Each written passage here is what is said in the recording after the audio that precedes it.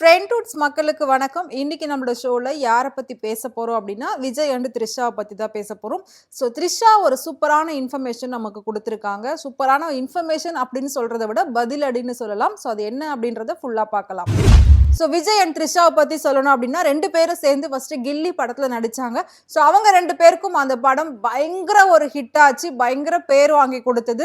த்ரிஷாவோட டான்ஸா இருக்கட்டும், விஜயோட dance, song, dialogues எல்லாமே வேற லெவல்ல இருக்கும் அந்த படத்துல. அதனாலதான் அந்த படம் ரீரிலீஸ் ஆகியும் பெரிய அளவுல ஓடுச்சு அப்படின்னு சொல்லலாம். இன்னைக்கு உள்ள 2K கிட்ஸ் எல்லாருமே, அதாவது அந்த படம் வந்து 2004ல வந்துச்சு. இப்ப 20 இயர்ஸ்க்கு அப்புறமா இப்ப வரும்போது 2K கிட்ஸ்லாம் அவ்வளோ கொண்டாடினாங்க. இப்ப நிறைய பேர் அந்த படத்தை பார்த்துட்டு விஜயோட ஃபேனா ஆயிருக்காங்க அப்படின்றது கண்டிப்பா இருக்கக்கூடிய ஒரு உண்மை.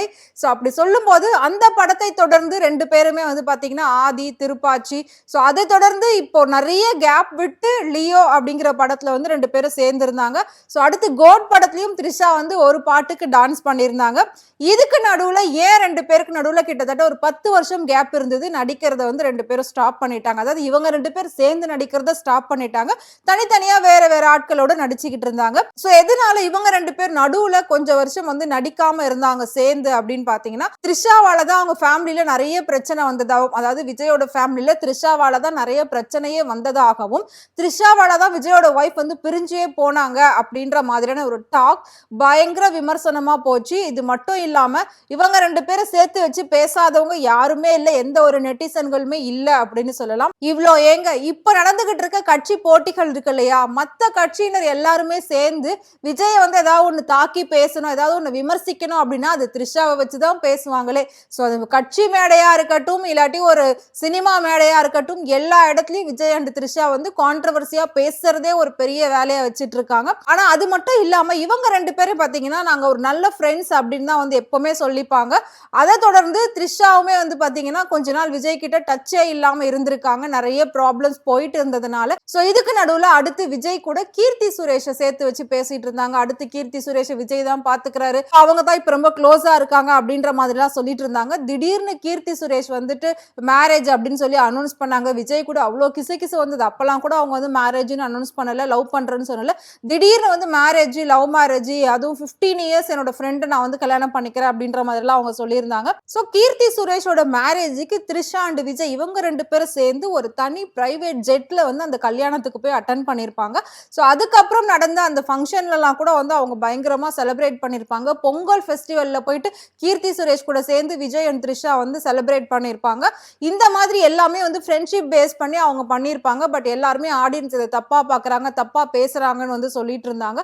இதுக்கு த்ரிஷா இன்ஸ்டாகிராம்ல ஒரு தக்க பதிலடி கொடுத்திருக்காங்க. இப்படி சொன்ன எல்லாருக்குமே, நாங்க 2 பேர் வந்துட்டு ஃப்ரெண்ட்ஸா தான் இருக்கோம். நீங்கள் அன்பால் நிறைந்திருக்கும் போது அது அசிங்கமான எண்ணங்களை கொண்ட மக்களை குழப்பி விடுகிறது அப்படின்ற மாதிரி ஒரு வேர்டை வந்துட்டு த்ரிஷா போட்டிருக்காங்க. இதுக்கு என்ன மீனிங் அப்படின்னா, நாங்க வந்து நார்மலா தான் இருந்துகிட்டு இருக்கோம், ஒரு நல்ல ஃப்ரெண்டா தான் இருந்துட்டு இருக்கோம், ரொம்ப ஒரு பெஸ்ட் ஃப்ரெண்ட் மாதிரி நாங்க இருந்துட்டு இருக்கோம். ஆனா அதை பாக்குற அசிங்க பிடிச்ச மக்கள் வந்து குழம்பி போறாங்க, இது ஃப்ரெண்ட்ஷிப்பா இல்ல ரிலேஷன்ஷிப்பான்னு வந்து தெரியல. அப்படிங்கிற மாதிரி ஒரு பதிலடியை டைரக்டாவே இன்ஸ்டாகிராம்ல த்ரிஷா போட்டிருக்காங்க. இது மட்டும் இல்லாம த்ரிஷா வந்துட்டு ஒரு போஸ்டையும் ஷேர் பண்ணி போட்டிருந்தாங்க. நான் சொன்ன மாதிரி விஜய் வந்து ஒரு நாய்க்குட்டி வச்சு கொஞ்சிக்கிட்டு இருக்கிற மாதிரியும் பக்கத்துல த்ரிஷா உட்கார்ந்து இருக்க மாதிரி ஒரு போஸ்ட் ஷேர் பண்ணியிருந்தாங்க. அந்த போஸ்ட்ல விஜயை பார்க்கும்போது ஜனநாயகன் பட ஷூட் அப்படின்ற மாதிரி தான் இருக்கு. ஜனநாயகன் பட ஷூட்டிங் ஸ்பாட்ல இருக்கிற மாதிரியான ஒரு போஸ்ட் தான் அது. ஒருவேளை இப்ப ரசிகர்கள்லாம் என்ன கேட்கறாங்க அப்படின்னா, லியோ படத்துல நடிச்சதுக்கு அப்புறமா கோட் படத்துல ஒரு பாடலுக்கு டான்ஸ் ஆடி இருந்தாங்க, அதே மாதிரி இந்த ஜனநாயகன் படத்துல த்ரிஷா வந்து ஃபுல்லா நடிக்க போறாங்களா, இல்லாட்டி ஒரு பாட்டுக்கு டான்ஸ் ஆட போறாங்களா, இல்லாட்டி ஏதாவது ஒரு சீன்ல வந்து போக போறாங்களா, ஒருவேளை த்ரிஷா இதுல இருக்கிறதுனால தான் ஜனநாயகன் ஷூட்டிங் ஸ்பாட்ல த்ரிஷா இருக்காங்க, அந்த ஷூட்டிங் ஸ்பாட்ல தான் விஜயும் இருக்காரு, அங்கதான் மீட் பண்ணிருக்காங்க, அந்த போஸ்ட் தான் த்ரிஷா வந்து ஷேர் பண்ணிருக்காங்க.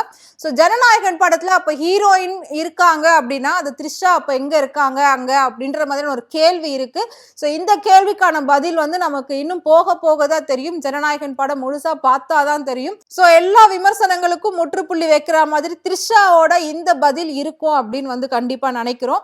அது மட்டும் இல்லாம இதுக்கப்புறம் யாரும் இதை பத்தி பேச வேணாம் அப்படின்னுமே வந்து அவங்க சொல்லியிருக்காங்க. ஒரு ஃப்ரெண்ட்ஷிப்பை பேஸ் பண்ணி நாங்க வந்து எங்களோட லைஃபை கொண்டு போய்கிட்டு இருக்கோம். அப்படி இருக்கிறப்ப அதை வந்து அசிங்கப்படுத்தி பேசிட்டு இருக்கீங்க அப்படின்ற மாதிரியும் த்ரிஷா வந்து சொல்லியிருக்காங்க. ரொம்ப ஃபீலும் பண்ணியிருக்காங்க. ஸோ ஒரு ஃப்ரெண்ட்ஷிப்க்கும் ரிலேஷன்ஷிப்க்கும் நிறைய டிஃப்ரெண்ட் இருக்கு. ஸோ அவரோட எல்லா நல்லது கெட்டதுலயும் நான் இருப்பேன், என்னோட எல்லா நல்லது கெட்டதுலயும் விஜய் இருப்பாரு அப்படின்ற மாதிரியுமே வந்து த்ரிஷா சொல்லியிருக்காங்க. எப்பவுமே ஒரு நல்ல ஃப்ரெண்டு இந்த இண்டஸ்ட்ரியை பொறுத்த வரைக்கும் அப்படின்னு சொல்லியிருக்காங்க. இதுக்கு நடுவுல இன்னொரு டாக்கும் போச்சு. விஜய் வந்து சினிமால நடிக்கிறத நிறுத்திட்டு அரசியலுக்கு போயிட்டாரு. ஸோ அதே மாதிரி த்ரிஷாவும் சினிமாவை விட்டுட்டு அரசியலுக்கு போயிடுவாங்களோ, விஜய்க்கு சப்போர்ட்டா போயிடுவாங்களோன்ற மாதிரியான ஒரு விஷயமும் நிறைய வந்துச்சு. அதுக்கு த்ரிஷாவோட அம்மாவே வந்துட்டு பதில் சொல்லியிருந்தாங்க. த்ரிஷா கடைசி வரைக்கும் படங்கள் நடிப்பாங்க. அவங்க வந்து படங்கள் நடிக்காம இருக்க மாட்டாங்க. எப்பவுமே சினிமாக்கு ரெஸ்ட் கொடுக்க மாட்டாங்க. ஸோ அவங்களுக்கு வந்து மேரேஜ் லைஃப்ல பெரிய அளவுல இன்ட்ரெஸ்ட் இல்லை. பட் அதுக்குன்னு செட் ஆகி ஒரு நேரம் வந்துச்சுன்னா அவங்க அதையும் பண்ணுவாங்க. அது இல்லாத பட்சத்துல அவங்க ஃபுல் அண்ட் ஃபுல் சினிமாவில் தான் இருப்பாங்க. அரசியலுக்கும் போக மாட்டாங்க, ஆன்மீகத்துக்கும் போக மாட்டாங்க, எங்கேயும் போக மாட்டாங்கன்னு சொல்லி த்ரிஷாவோட அம்மாவே வந்து சொல்லியிருந்தாங்க. ஸோ இவ்வளோ விஷயங்கள் எல்லாமே வந்து விஜய் அண்ட் த்ரிஷா ஃபேமிலிக்குள்ள நிறையவே நடந்துகிட்டு இருக்கு. அப்படி இருக்கிறப்போ ஃப்ரெண்ட்ஷிப்பை யாரும் வந்து கொச்சைப்படுத்தி பேசாதீங்கன்றத த்ரிஷா டைரக்டா சொல்லிட்டாங்க. ஸோ இதுக்கப்புறம் யாரும் வந்து அந்த மாதிரி பேச மாட்டீங்கன்னு நம்புறேன் அப்படின்னுமே வந்து சொல்லியிருக்காங்க. உண்மையான ஃபேன்ஸா இருந்தா இதுக்கப்புறம் யாரும் வந்து அப்படி பேச மாட்டாங்கன்னு நினைக்கிறேன். ஸோ உங்களுக்கு விஜய் அண்ட் த்ரிஷாவோட அந்த ஃப்ரெண்ட்ஷிப் பிடிக்கும் அப்படின்னு நினைச்சீங்கன்னா அவங்கள பத்தி மறக்காம கமெண்ட் பாக்ஸ்ல கமெண்ட் பண்ணுங்க. இதே மாதிரி சினிமாவை பத்தியும் சினிமா நடிகர் நடிகைகளை பத்தியும் நிறைய சுவாரஸ்யமான விஷயங்கள், நிறைய உண்மையான விஷயங்கள் டே பை டே அப்டேட் உங்களுக்கு தெரியணும்னு நினைச்சீங்கன்னா மறக்காம ஃப்ரண்ட் டூட் சேனலை ஃபாலோ பண்ணிக்கோங்க.